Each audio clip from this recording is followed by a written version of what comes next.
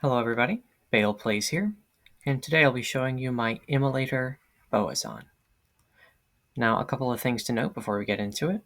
This character was built using Hero Editor, and I also used a server called D2GA, which is very helpful for getting a lot of unique items, set items, and rune words. They're very easily accessible on that server, and it's a great server for all of you to try out if you want to theorycraft some builds at home. Another thing to note, this is a very perfected character. She's level 99. She has the best possible gear. A lot of it is stuff that you're going to have a very hard time obtaining in a solo self-found run, but this is just kind of a template for you to strive for and something to show you what the maximum potential for a build like this is going to be. So I hope you all enjoy, and let's get on to the video. Okay, so the first thing to talk about is the stats. You're going to need enough dexterity to wear your bow. So for this build, that's going to be 152 dexterity. You're going to need enough strength to wear your spirit shield on swap. So that's going to be 156. And the rest of your points are going to go straight into vitality. So this is a very basic kind of setup, a max Vita build. So not much to talk about here. So the next thing to talk about is your skills. For the bow and crossbow tree, you're going to want to put 20 points into Fire Arrow,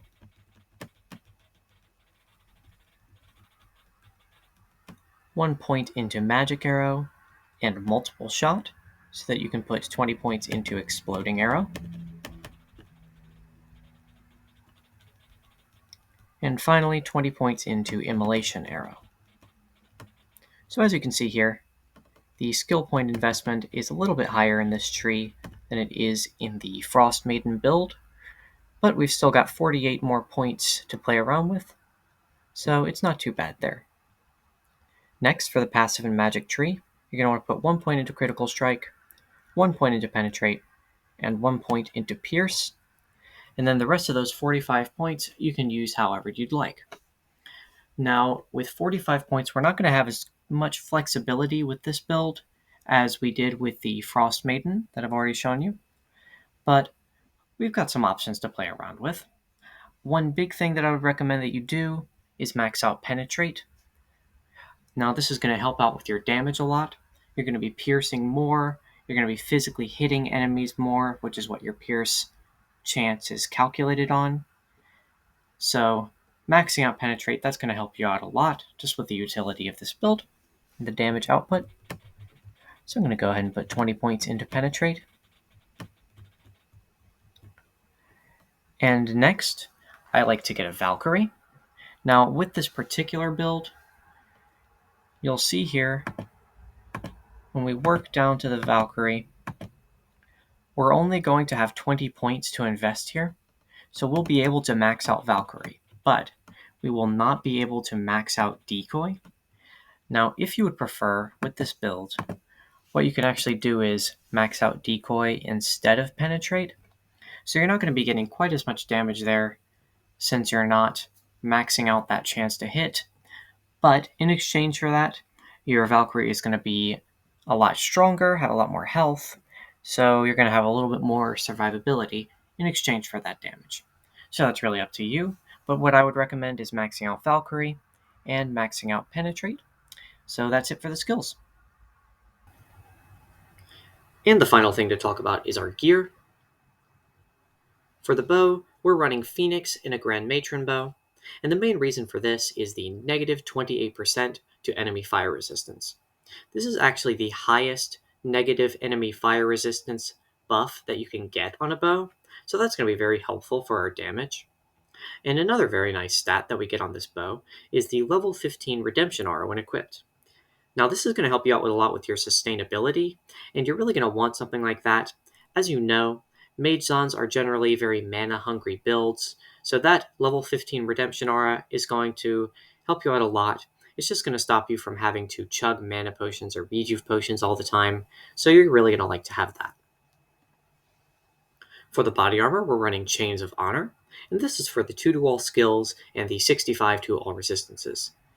With any Bowazon build, you're really going to want to have nice resistances on your armor, Since we're not wearing a shield, and since we're running a bow, which is very difficult to get resistances on, the body armor slot is going to be your most important gear slot for buffing those resistances, so Chains of Honor is definitely going to be a good pick there. For the helmet, we're wearing Andariel's Visage, and this is mainly for the 20% increased attack speed.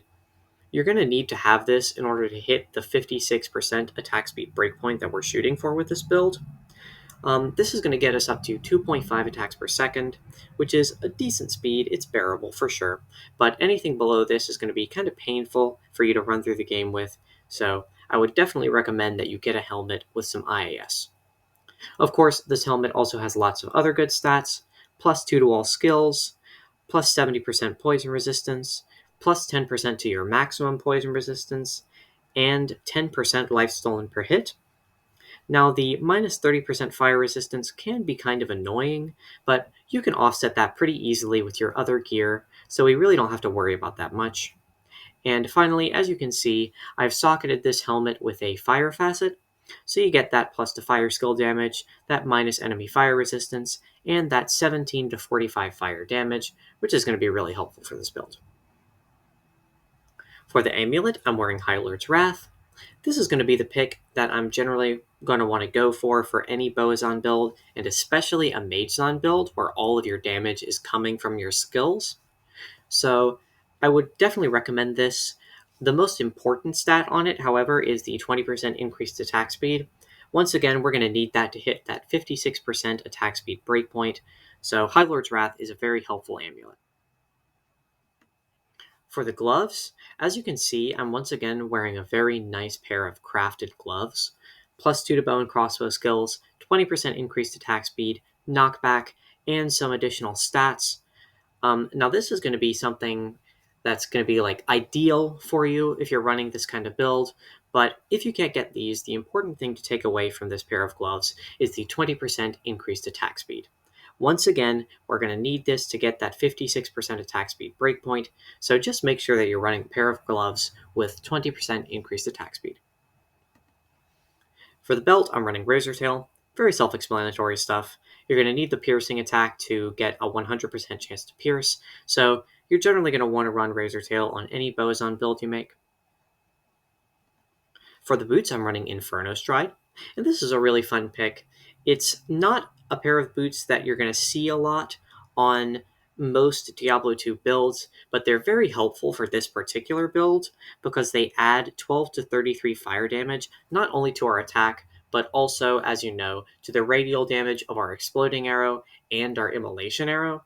So that 12 to 33 fire damage, it might not seem like a lot, but it's really going to pay dividends when you're piercing through large packs of enemies, causing multiple explosions, and causing a lot of fire damage. So that might be multiplied several times over, depending on who you're shooting at, how many monsters you're shooting at, how close together they are. So that's going to be more helpful than it seems. Another nice thing about this is the plus 30% fire resistance. This is actually going to perfectly balance out the minus 30% fire resistance that we get on Andariel's Visage. So that's another very helpful stat on these pair of boots. And for the rings, I'm running Stone of Jordan for the plus 1 to all skills, and Ravenfrost for the Cannot Be Frozen. Pretty self-explanatory stuff there. Very basic pick for pretty much any build that you're going to run through the game with. And finally, for our inventory, I'm running 9 of these 1 to bow and crossbow skills, 45 to life charms, a torch, an Annie, 8 of these 20 to life all rest plus 5 charms, and 2 of these 3 faster run walk, 3 to maximum damage, 20 to attack rating charms. Now, for these last 2 throwaway charms, you can run pretty much whatever you want. You can run 3 20/20s, you can run some 5% faster hit recovery charms. I'm just running these because I like running around fast, so that's pretty much all there is to it. As far as some gear alternatives goes, the main thing that you're going to want to think about is Faith. Faith is going to be a great bow for any Bowazon build, any Magezon build, anything that you're running that's centered around a bow. It's going to get you up to those higher attack speed breakpoints a lot easier. it's going to allow you to hit the highest possible attack speed for a Bowazon pretty easily. So Faith is something that you're actually going to want to consider for any Bowazon build. And another option for you is Hand of Justice. Now this is going to provide that level 16 Holy Fire aura, and that added fire damage once again is going to contribute to your Exploding Arrow and your Immolation Arrow. So that's going to be very nice for you. If you are running this, generally you're going to want to run it in combination with the Dragon Body Armor. That'll get you up to a level 30 Holy Fire aura, which is not crazy by any means. You can get a much higher Holy Fire aura if you're running a Holy Fire Paladin. But still, that's going to be pretty helpful, and it's going to add a decent amount to your fire damage.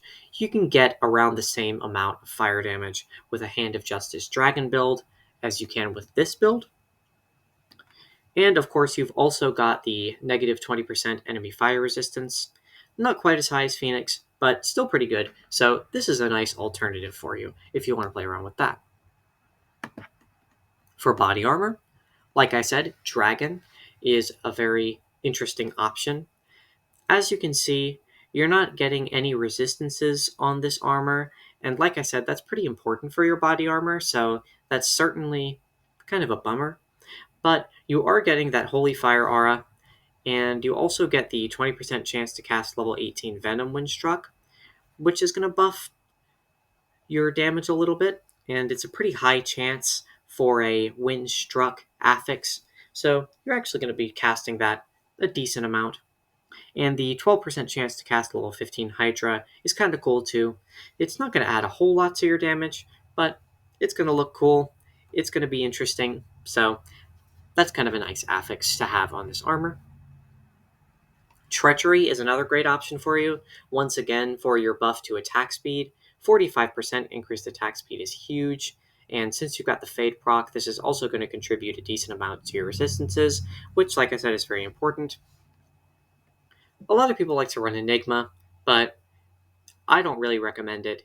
You've got no buff to resistances here, and although the survivability buffs are alright, generally this is going to get a suboptimal performance out of your build, so I would not recommend running Enigma unless you absolutely need to be able to teleport, and you're not comfortable with running something with teleport charges.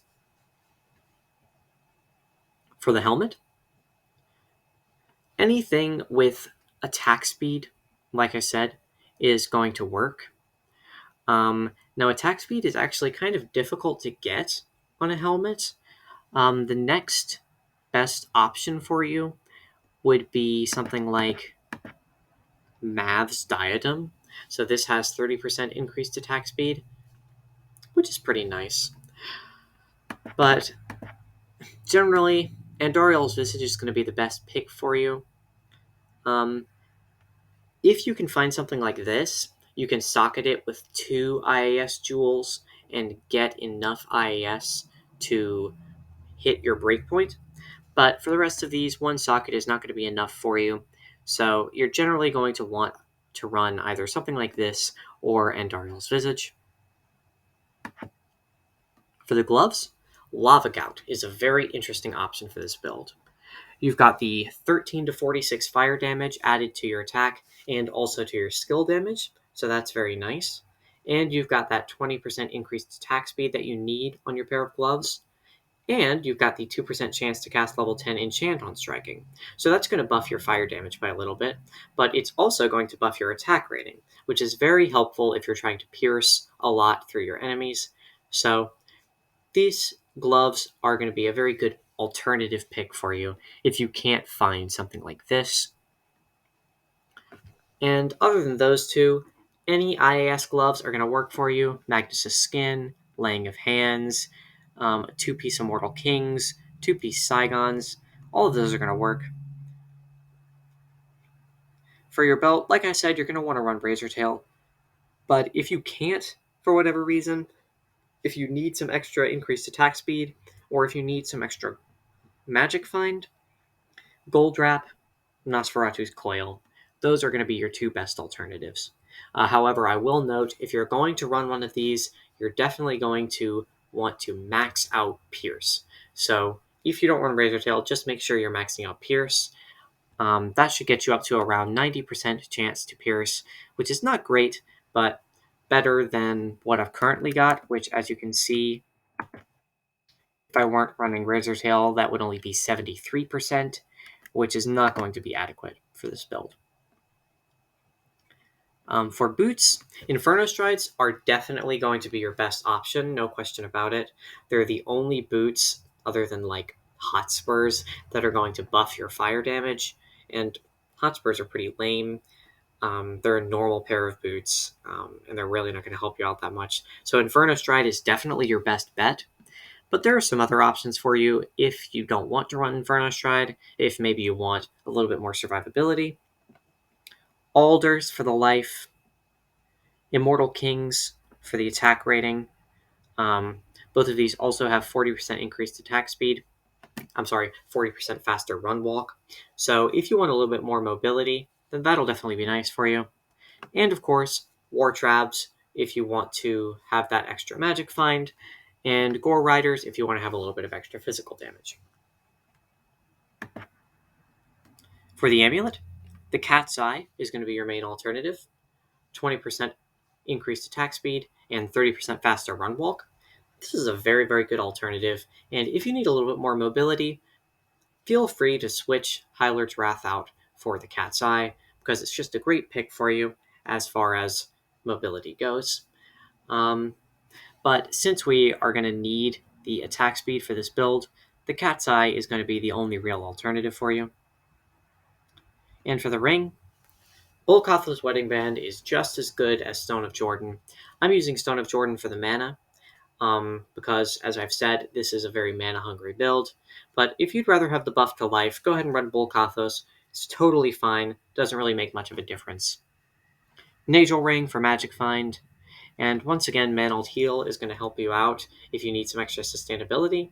But since you're running Phoenix with this build, you're probably not going to need this. You're already getting a lot of sustainability from that Redemption Aura. So generally, Bolkotha's Wedding Band would be the replacement that I would recommend if you don't want to run Stone of Jordan. And yeah, that's going to be it for the gear. So now let's get into some runs showing you how this build performs in the wild. And one final thing to note before we get into the runs, my Mercenary's gear is very simple. We're running Infinity for the Conviction, Fortitude, and Vamp's Gaze. Very, very basic setup for any elemental build out there. You really don't want to run Infinity with this build, especially because the elemental damage on this particular variant of the Mage Zon isn't quite as impressive. As you can see, we've got around 2,000 Exploding Arrow damage and 4,000 Immolation Arrow damage. Now, one thing to note about Immolation Arrow is that skill damage actually applies twice. Unlike the other two Mage Zon skills, the Immolation Arrow added fire damage adds once to your single target damage and once to the radial, the explosion damage. So you're actually getting around 8,000 damage every time you fire an Immolation Arrow. But because of the cooldown, we're not firing a whole lot of those, and the exploding arrows that we're firing in the middle aren't that impressive as far as damage output goes. So you're definitely going to want to have a Mercenary with Infinity in order to buff up that damage. So now to get into the runs, we're going to be doing 2 cow runs to show off this build. One on players 1, and the second we'll be doing on players 8. So that'll kind of show you how this build performs on a variety of player counts, and really give you an idea of the damage output you can expect from something like this. Now, if you're playing the new patch Diablo Resurrected, the Immolation Arrow got a buff to its cooldown time. So you'll notice that for this particular setup, I'm going to be firing 1 Immolation Arrow and then 2 exploding arrows. But if you're playing in the new patch, you're actually just going to want to alternate one Immolation Arrow, one Exploding Arrow, and so on. So this build is actually going to be even more powerful in the newer patches of Resurrected. But as you can see here, on Players 1, the damage output actually isn't too bad.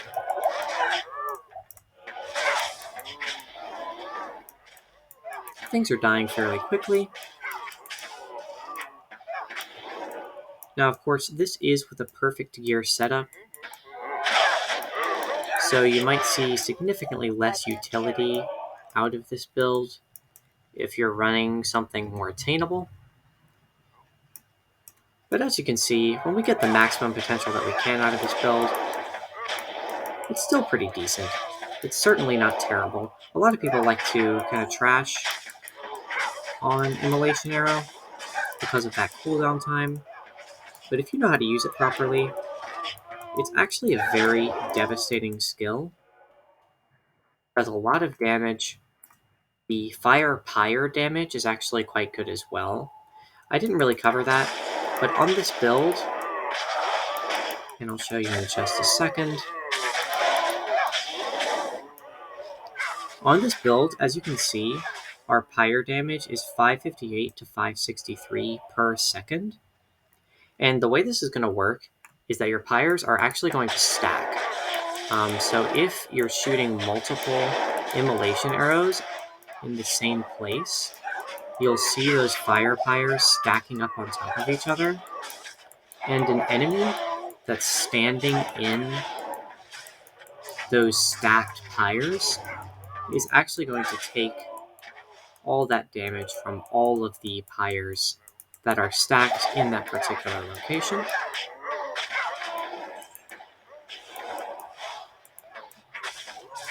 The only thing to note about that is that, and this is kind of a more technical detail, but if two enemies are standing in the same tile over the same pyres, only one of them will take the damage. Now with larger enemies like the cows, this isn't going to be a huge deal, because generally it's going to be pretty hard to get two cows on the same tile. They're pretty large enemies. But for smaller enemies, that might actually become a problem. It'll reduce your damage by a little bit. On the other hand, generally smaller enemies have a little less life, so it's not going to be that big of a deal. And this is also going to be very helpful as a boss killer. Something I noted in the Frozen Arrow, the Frost Maiden video, is that that particular build isn't a great boss killer because we're not firing at large packs of enemies, so we're not getting that multiplied damage. But the thing with Immolation Arrow is that since you're firing at one enemy for a long period of time, it's actually going to be a lot easier to stack those fire pyres on bosses. So generally, you're going to be able to stack about 3 of them at a time. So that's going to even out to about 1,500 fire damage per second. So that's actually going to make a big difference. And you'll find that not only is this a pretty good PVM build, it's also pretty good for boss killing for that reason. So, and another thing that you're definitely going to notice if you watch the Frost Maiden build is that the sustainability on this build is just so much better. As you can see, my mana is really not going down at all. I've got so much sustainability. Yeah, as long as we can remember to pick up arrows. There are some. But we've just got so much sustainability with this build. So you're really not going to have to worry about running out of mana, chugging a lot of mana potions, like you are with most Maids on builds. On the other hand, this is really the only Maids on build where I would actually recommend running Phoenix. For the other two that I'll be covering, Phoenix is, in my opinion, a suboptimal choice. So if you want to build the more powerful variants of the Mage-San, generally you're not going to have this kind of sustainability. But that might be a factor that you take into consideration when you're trying to decide which variant of the Mage-San to run. And as you can see, I mean, of course this is player's 1, but that Immolation Arrow damage is just really powerful. Everything is dying pretty quickly when we hit them with that Immolation Arrow. And I've got most of the cows cleared out now. There might be a couple more packs of cows remaining. We'll go ahead and hunt them down real quick if there are any. Oh, there's a few.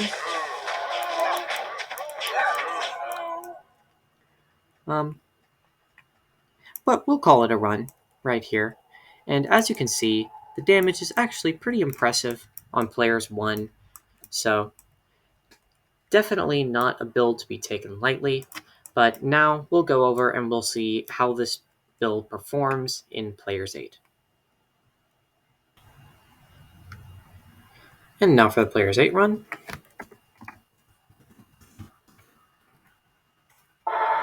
So you'll find that with players 8, this build is not going to perform quite as well as we saw with players 1. Like, as you can see, especially the exploding arrow damage is definitely not nearly as good. The Immolation Arrow is still performing alright, but it's definitely taking us a while to kill these builds, to kill these cows even.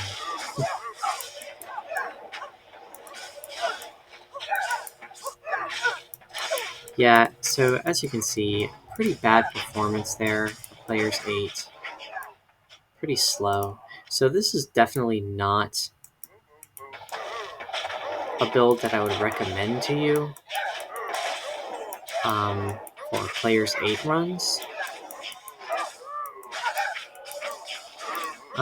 And we're dealing with kind of smaller packs of enemies right now, so this will perform a little better if we can find a larger pack to pierce through. So let's see if I can find... Let me kind of gather them all together here. Here we go.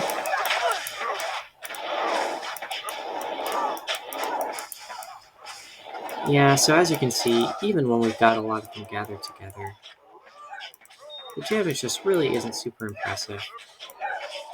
What idea I just picked up?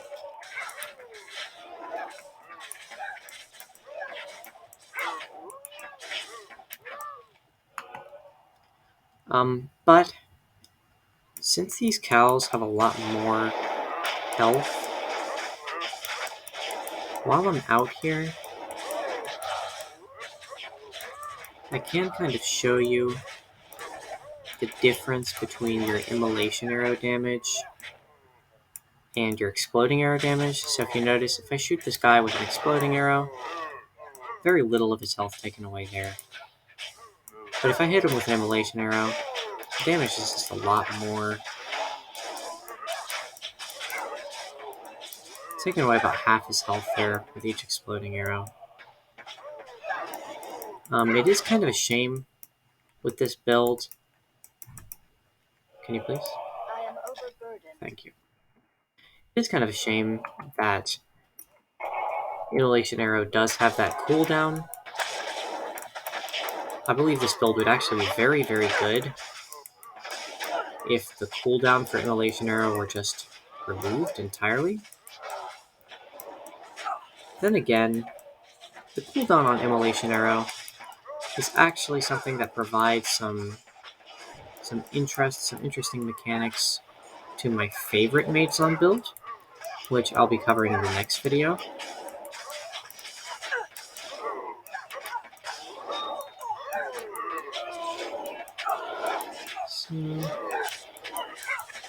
But yeah, as you can see, this is performing a lot worse in players 8 than our Frost Maiden was performing. So definitely not as much damage, not as much power with this particular build.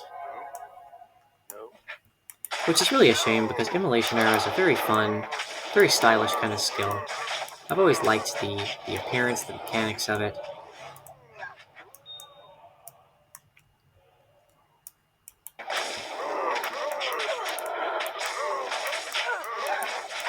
But it really just doesn't hold up to the other Mage Zone variants, in my opinion.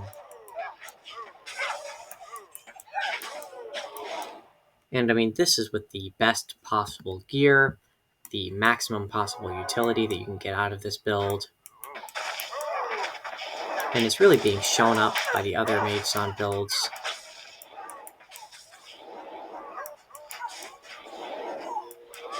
With that in mind, so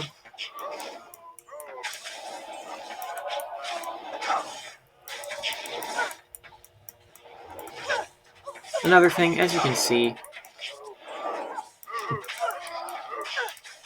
my Valkyrie's already dead. My Mercenary's dead. So because of the smaller amount of points that we're able to invest in Valkyrie, we're not going to have as much survivability, not nearly as much with this build.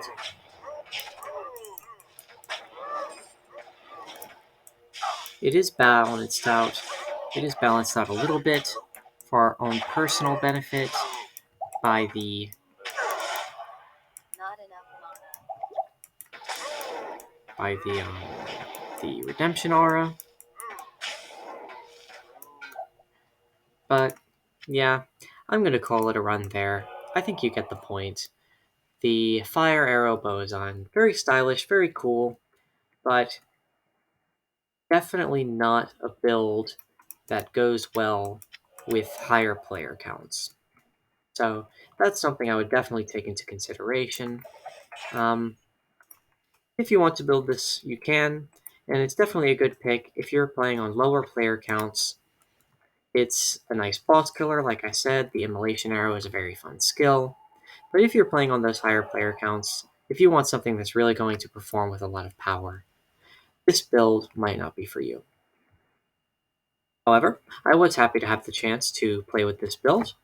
You really don't often see Phoenix utilized in anything other than a bow. Other than a shield. So to be able to use the Phoenix bow is kind of cool. And just overall, although maybe she's not the best, most optimal build out there, the Immolator Bowazon is a very fun build for you to play around with. So I hope you guys enjoyed the video. I look forward to covering the next variant of the Mage Zone. And have a great day.